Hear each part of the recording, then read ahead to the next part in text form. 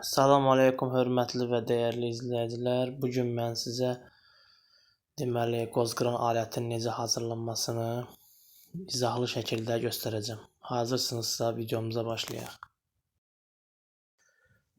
Bu aləti düzəltmək üçün bizə lazımdır 13 mm-lik volt qayka, xırda qara şuruplar, drel, təbii ki sverlo ilə bir yerdə, nazik sverlo ilə və 180 və 90 dərəcəlik metal parçalar lazımdır.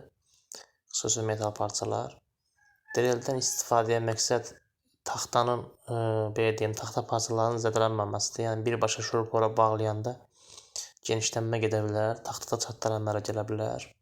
Bunun üçün də mütləq, yəni dreldən deşmə məqsədini istifadə etmək lazımdır. Çox sadədir quruluşu. Gördüyünüz kimi 2 ədəd dəmir lövhə yuxarıdan əl tutaraq yerindən dəstəkdən bağlanır. Yanlardan ikisi də aşağı tərəfdən dayaq məqsədi ilə bağlanır ki, şarner birləşmə deyirlər buna da. Yəni aşağı yuxarı daha rahat hərəkət etsin. İndi birazdan qarşıda qozun necə sındırılması, yəni sındırılacaq yerdə alt tərəfdən dəmir yapışdırılmalıdır taxta lövhəyə ki, ora qoyulan qozun üzərindən ağırlıq olanda taxtada zədələnmə, çatlama və yaxud əzilmə olmasın. Bir daha deyirəm, quruluşu çox sadədir.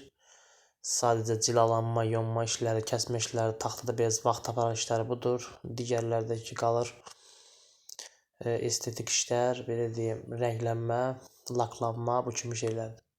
Yəni siz bunu ev şəraitində istənilən mövqedə düzəldə bilərsiniz. Sağ olun. Videomun davamını izləyin.